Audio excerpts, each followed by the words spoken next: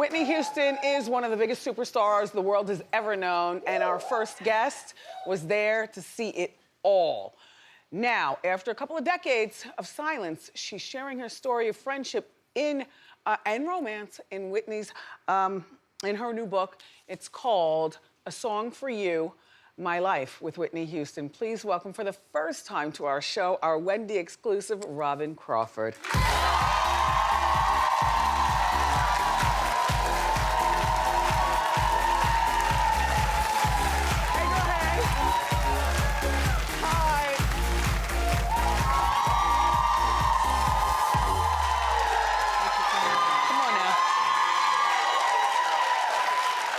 Robyn!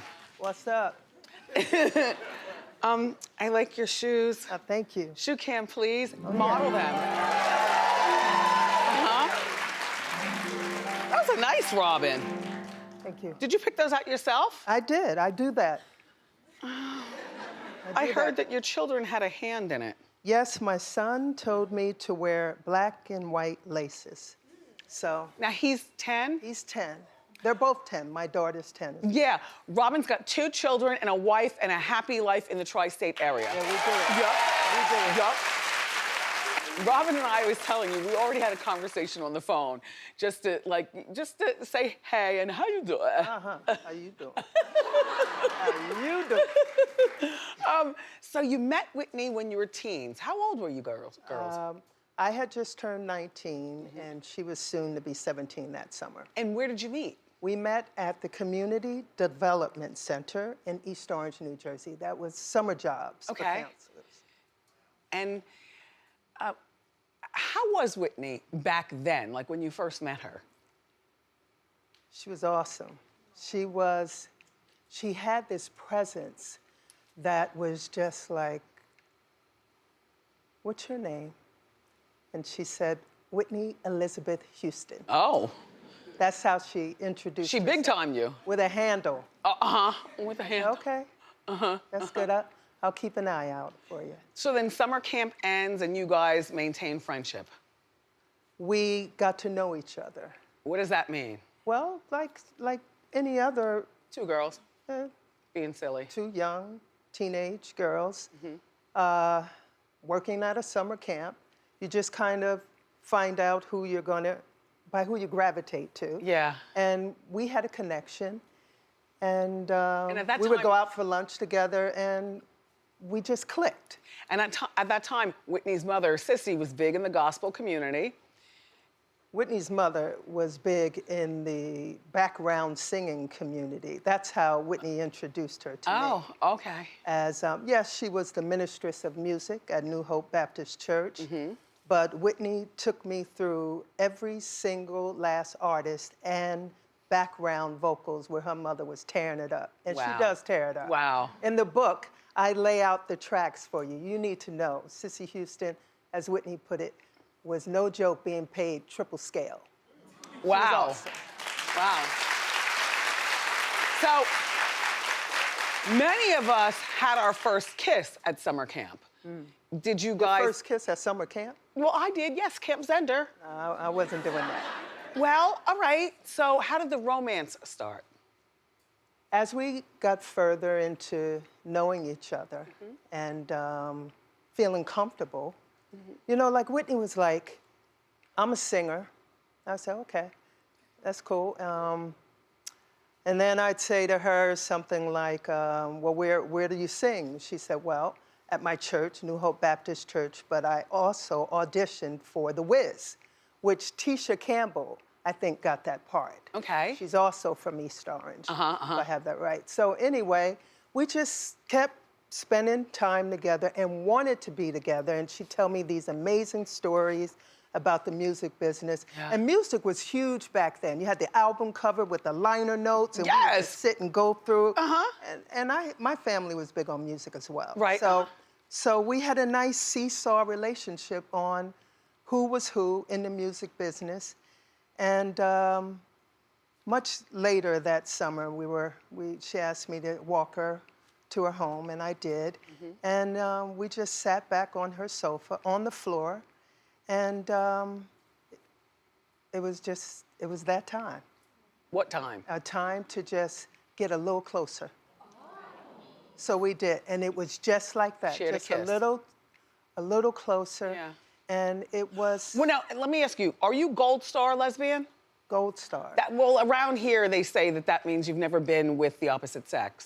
You know what? Because you were 19, so did you know who you were at that time?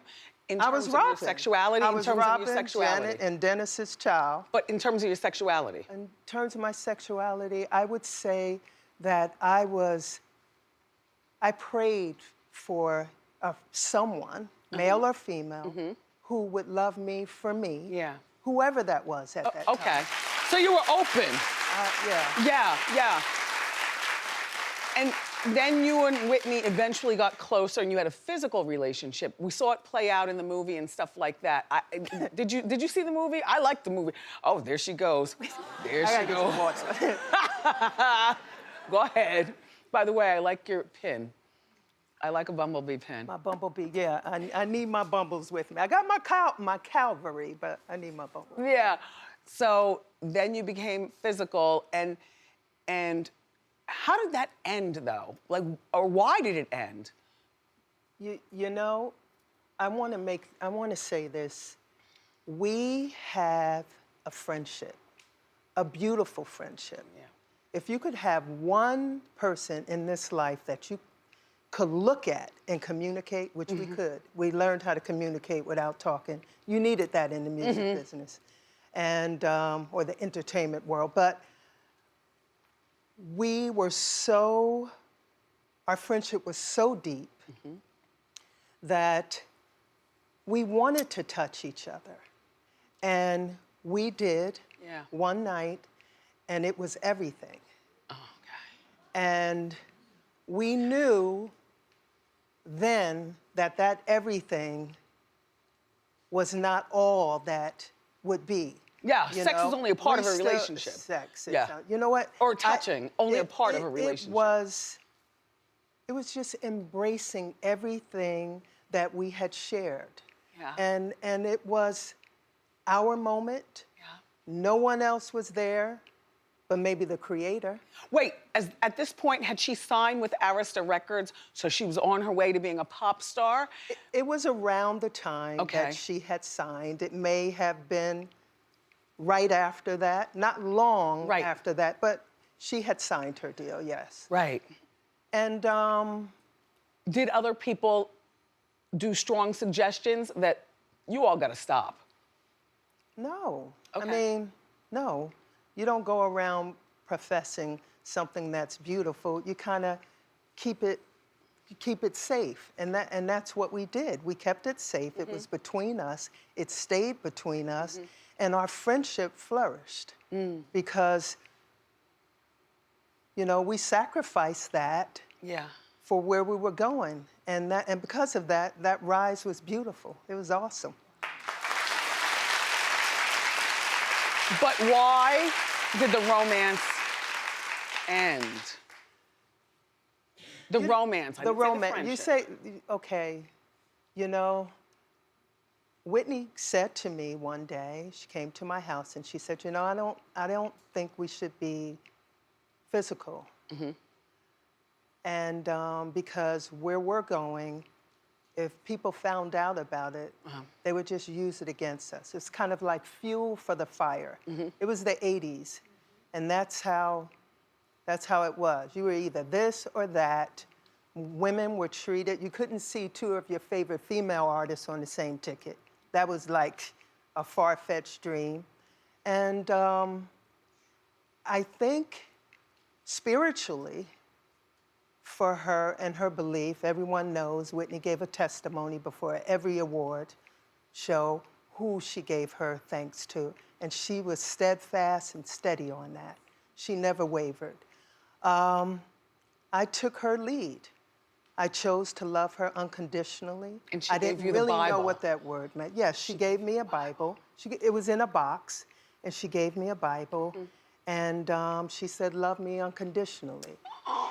And I aspire to do that. And that's why I could sit here now. That woman's spirit is like this. She be here, So, right here. So prior to her meeting and marrying Bobby Brown, she did have a few different boyfriends, including Eddie Murphy and including, it was a football player or a basketball player, I forget. I was on the radio yip-yapping. Yep, yeah, you were. All right, well, all right now. Big time. But she had these different relationships. And Jermaine Jackson, who I understand, he was the one that you weren't jealous of Eddie, but I wasn't jealous of anyone. I wasn't at all. I didn't have to be. I knew where I stood with Whitney. What about your relationship with Jermaine in your mind? Like, okay, well, you know, this is during the Jacksons' reign. Yeah. And we all love the Jacksons. We all grew up with them. Yeah. And I wouldn't say that Whitney had a relationship or he was a boyfriend. They shared some time together. And during that time, it was our first apartment that we moved into. You and Whitney? Yes. In Jersey? In Jersey. Okay. You would want your child at that time to have someone in her corner living together. So it was us. We clicked. She could trust me in that house and I could trust her. Yeah. So that wasn't an uncommon thing. But we inscribed on the back of the Bible that she had given me that we would be loyal, honest, trusting, dedicated, and support each other. And emotionally, I guess I was still connected to her because I could tell while she was away in LA that something was happening. I could feel it. And that night, I was on, I was on the floor just letting that just go through me. And when she called, it wasn't like she was bringing me into, guess what, girl? And I thought that's what friendship would roll to, and she wasn't open with me. And that's not jealousy. That is, I'm Robyn. I'm the one that I'm your bouncer, you bounce everything off. And she wasn't bringing me in. So I felt some kind of way about it, and I eventually came around to talking to her about it. Did she tell you to back off? No, she didn't. She knew I was ready to hear it, and I guess she was ready to share it. Yeah. I don't know what she was feeling, why she kept it from me. Yeah. And I didn't ask, I didn't care. I just wanted her to share where she was. And once we got through that, it was good. So, stay here. Do you feel good? I'm feeling all right. So far, so good. More with Robyn next. Robyn didn't flee the scene, so this is good. Okay, so when she started dating Bobby, how were your thoughts with that? She said she wasn't going to be serious about Bobby, but in the movie, they flirted wildly at the award show. It was no flirting wildly. She bumped him and that was it. With her booty. Yeah. They're cute. That's she cute did. back then. So, did you do cocaine back then? I indulged. Yeah, but Whitney spiraled out of control with it. Well,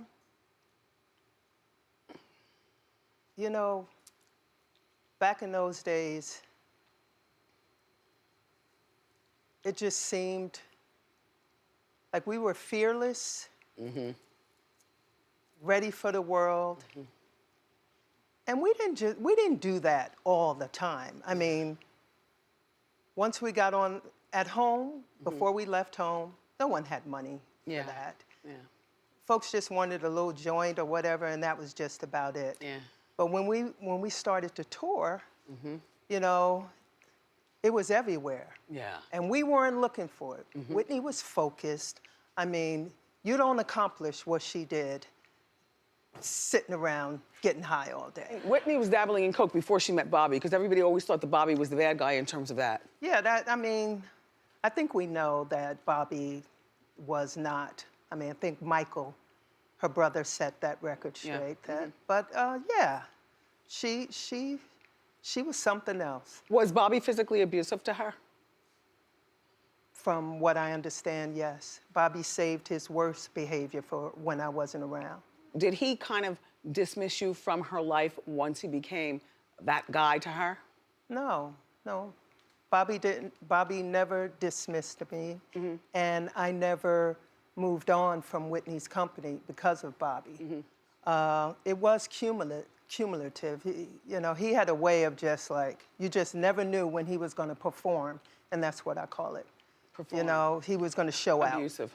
Well, just show out, just anywhere we could be. Oh, but no, he did not push me out or she was isolated. Got you. She became isolated, that's what I would say. Because they were together, isolated. So I didn't see as much of her as I used to or needed to. Were you at the wedding? I was there as the maid of honor, doing what maid of honors do, supporting the bride. Did you cry? And you know what? I had to represent. And yeah, I felt my friend, back then it was like when your best friend gets married, it changes, the dynamic changes because they have a husband. I was in a helicopter flying over the wedding because I'm Wendy on the radio, and the radio station, they got me a helicopter to fly over the wedding. I saw the big H in the pool. I saw you all doing your thing, and I came back to the radio and talked about it. That radio interview that I did with Whitney, because I've never met Whitney. I had never met her. You talk like you Well, that's what I do. Look, I've only seen her in concert once, and that was at the Beacon Theater in Boston when I was a burgeoning radio star in college radio, yeah. and she was in that concert with Jermaine. And then I've only talked to her once, and that was on the radio. And that was that interview. Well, don't knock my hustle, Robyn Crawford. I heard that interview. I got a call from my former assistant. I wasn't working with Whitney. And she said, Whitney's going to be on Wendy Williams. I said, what do you mean she's going to be on Wendy? Turn on the radio. Uh-oh. And that was a cumulative, fed up Whitney Houston that I heard. And fed up with me or fed up with the world? You have been talking about Whitney and myself for so long. Well, that's what I do, and it all came true. It's in the book. Like a lot of things that I said are in this book. Now, well, a lot of things that you were saying. I mean, it was a long day's work. We get in the car, the radio is on.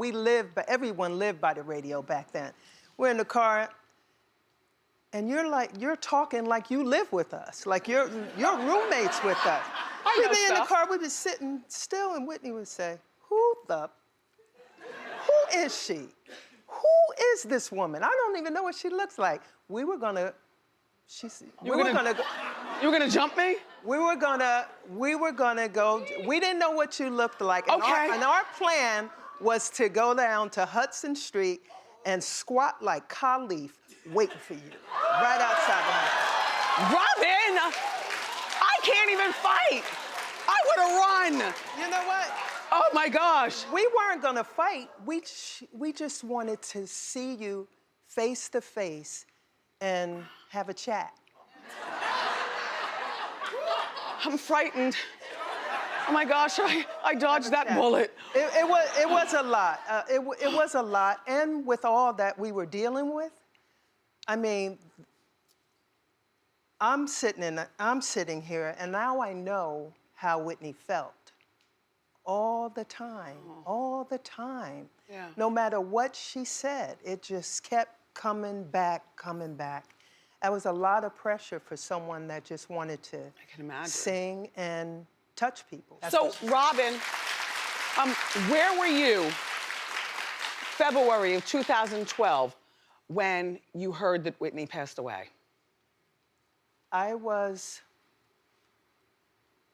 I had a strange morning. It was a Saturday, and I ended up at a restaurant in New Hope, Pennsylvania, with a couple that my wife and I did not know well. And we had a sitter looking after our children. And my phone was on the table and it was buzzing.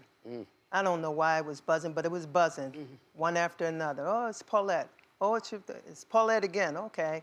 Finally, the woman that we were having dinner with, fast forward to her, she asked could she answer her phone because her sister had called a number of times. She wanted to make sure everything was okay.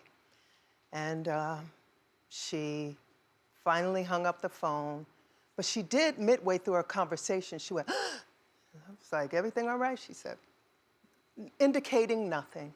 And she hung up the phone and she said, my sister is this huge Whitney Houston fan, and they say she passed. Then I looked at my phone, and it was Dewana Williams, who was the attorney for our girl group, which was the last project that Whitney and I worked on. After I left the company, we worked on that together still. And I asked her, is it true? And she said, I think so, Robyn. Hold on. Now, Robyn, were you at the funeral? I made it to the funeral, yes. Did you see Bobby at the funeral? I saw Bobby. I saw Bobby right in front of us. There wasn't any room. The rows were taped off, and I moved the tape and sat down in the 7th row. How has he reacted to this book? Do you know? I have no idea. Do you care? The ones I cared about when I made the thoughtful decision that I was going to share my story was Whitney. How would she feel about the now? My children, my wife, and after that, I was good. So now, the hologram tour. What are your thoughts on Whitney as a hologram? Perfect.